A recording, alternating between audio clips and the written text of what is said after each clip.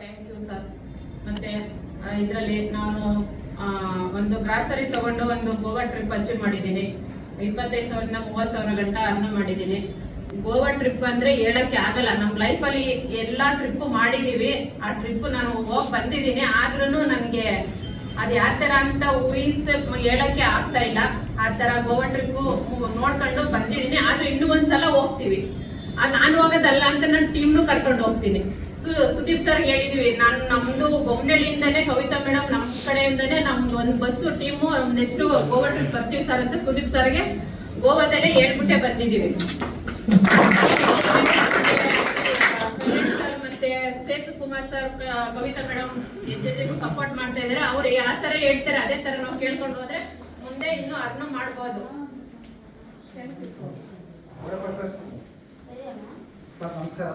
Sir ಗೌರಪ್ಪ ಅಂತೇಳಿ ನಾನು HSR hotel ಬಂದಿರೋದು. ನಾನು ಆ್ಯಕ್ಚುಲಿ ರಿಟೈರ್ಡ್ ಪರ್ಸನು. ನಾನು ಸುಮ್ಮನೆ ಐಡ್ಲಾಗೇ ಇದ್ದೆ.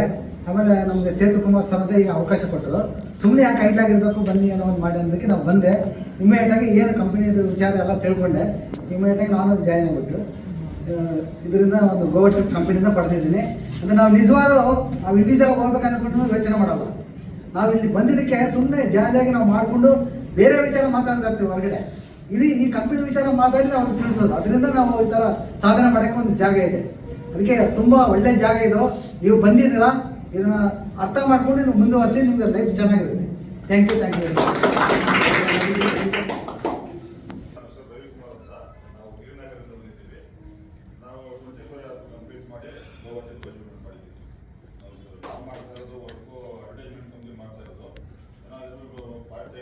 ಮಾಡ್ತಾ ಇದ್ದೀವಿ.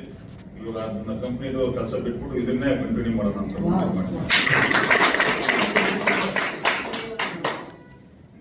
ಸರ್. ನಾನು ಏನ್ ಹೇಳ್ತೀನಿ ಅಂತಂದ್ರೆ, ನೆನೆ ನಮ್ಗೆ ಒಂದು ಸೆಕ್ಯೂರಿಟಿ ಏಜೆನ್ಸಿ ಮತ್ತೆ ಲೇಬರ್ಸ್ ಇದಾರೆ ಬನ್ನಿ ಅಂತ ಕರೆದ್ರು. ಅಲ್ಲಿ ಹೋದಾಗ ನೀವು 1 ಲಕ್ಷ ಹಾಕಿದ್ರೆ ಡೈಲಿ 2,000 ರೂಪಾಯಿ ಬರುತ್ತೆ ಅಂತ ಹೇಳಿದ್ರು. ನಾನು ಅದು ಯಾವ ತರ ಬರುತ್ತೆ ಅಂತ ಕೇಳಿದ್ಕೆ ಡೈಲಿ ಅದು ಬಟ್ ಇಂಟ್ರೆಸ್ಟ್ ತರನೋ ಅಮೌಂಟ್ ಇಲ್ಲ ನಮ್ದು ಅಮೌಂಟ್ ಅಂತ ಕೇಳೋದಕ್ಕೆ ಇಂಟ್ರೆಸ್ಟ್ ಅಮೌಂಟ್ 2 ಬರುತ್ತೆ ಅಂತ ಹೇಳಿದ್ರು. ನಾನು ಹಂಗ್ ಬರೋಂಥ ಕಂಪ್ನಿ ಎಲ್ಲೂ ಇಲ್ಲ. ಅಂತ ಕಂಪ್ನಿ ನಂದು ಏಜೆನ್ಸಿ, ಓನ್ ಏಜೆನ್ಸಿ ಇದೆ. ಅದ್ರಲ್ಲೇ ನಾನು ದುಡಿತಾ ಇದ್ದೀನಿ. ಅದು ದುಡ್ಡು ಮಾಡೋದಲ್ದೇ ಎಷ್ಟು ಇನ್ಕಮ್ ಸ್ಮಾರ್ಟ್ ಕ್ವಿಕ್ ಅಂತ ಒಂದು ಸ್ಮಾರ್ಟ್ ಕ್ವಿಕ್ ಅಲ್ಲಿ ನಾನು ಆಪರ್ಚುನಿಟಿ ತಗೊಂಡು ನಾನು ಮಾಡ್ತಾ ಇದ್ದೀನಿ. ಅದ್ರಲ್ಲಿ ಬರೋದೇ ಇನ್ಕಮ್ ಸಾಕು ನನಗೆ, ಈ ಇನ್ಕಮ್ ಬೇಡ ಅಂತ ಹೇಳಿ ನಾನು ನಮ್ದು ತವ್ರ ಮನೆ ಇದು ಸ್ಮಾರ್ಟ್ ಕ್ವಿಕ್ ಅಂತಾನೆ ನಾನು ಅನ್ಕೊಂಡಿದ್ದೀನಿ. ಅದೇ ತರನೇ ನಾನು ಅವ್ರಿಗೆ ಹೇಳ್ಬಿಟ್ಟು ನನಗೆ ಮಾಡಲ್ಲ, ನಮ್ಗೆ ಈ ತರ ಹೇಳ್ಬೇಡ್ರಿ ಅಂತ ಹೇಳಿ ಅವ್ರು ಇಲ್ಲಿಂದ ಮಾಡಿ ಹೋಗಿರೋರು. ಮೇಡಮ್ ನೀವು ಅಲ್ಲಿ ಹೇಳಿದಾಗ್ಲೂ ಇದೇ ತರ ಮಾಡಿದ್ರಿ, ಇಲ್ಲೂ ಇವಾಗ್ಲೂ ಹಂಗೆ ಹೇಳ್ತಾ ಇದ್ರು ಮಾಡಿ ಅಂತ ಅಂದ್ರು. ಸರ್ ನಾನು ಖಂಡಿತ ಮಾಡಲ್ಲ, ನನ್ಗೆ ಆಪರ್ಚುನಿಟಿ ನೀವು ಕೊಡ್ಲೇಬೇಡಿ ಸರ್ ಅಂತ ಹೇಳ್ಬಿಟ್ಟು ನಾನು ಅವ್ರಿಗೆ ಬಂದಿದ್ದೀನಿ. ಬೇಗ ಯಾರು ಸರ್ ಕೊಡ್ತಾರೆ? 1 ಲಕ್ಷ ಹಾಕಿದ್ರೆ ಡೈಲಿ 7,000 ಅಂದ್ರೆ ಅದು ನಂಬೋದಾ? ಎಲ್ಲೂ ಕೊಡಲ್ಲ ಅಲ್ವಾ ಸರ್? ಯಾರು ಡೈಲಿ ಕೊಡ್ತೀವಿ ಅಂತ ಅಂತಾರೆ. ಆ ಕಂಪ್ನಿ ಎಲ್ಲಿ ಇದ್ರೆ ಯಶವಂತಪುರ ಆಫೀಸ್ ಇದೆ ಅಂತಾರೆ. ಯಶವಂತಪುರ ಆಫೀಸು ಯಾರು ಹೇಳ್ಬೇಡ, ನೀನು ಆಫೀಸ್ ತಗೊಂಡ್ ನೋಡ್ತೀನಿ ಅಂದ್ರೆ ಹೆಂಗೆ ಹೇಳ್ತೀರಾ ಅಂತ ಇನ್ನೊಬ್ರು ಕೇಳ್ತಾರೆ. ಅವರು ನಮಗೆ ಟ್ರೈನಿಂಗ್ ಕೊಡ್ತಾ ಇರೋ ಆತರ ಹೇಳ್ತಾ ಇದಾರೆ.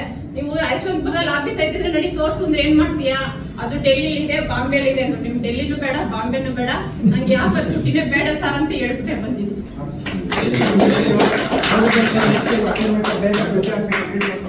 Thank you. ಸೊ ಇದೇ ರೀತಿ ನೆಕ್ಸ್ಟ್ ಡೆಸಿಗ್ನೇಷನ್ 50 RP ಅಂದ್ರೆ ಈ ಒಂದು ಸಂಸ್ಥೆ ಮುಖಾಂತರ 50,000ಕ್ಕಿಂತ ಜಾಸ್ತಿ ಇನ್ಕಮ್ ಅರ್ನ್ ಮಾಡಿ ಒಂದು 10,000 ರೂಪಾಯಿ ಶಾಪಿಂಗ್ ವೋಚರ್ನ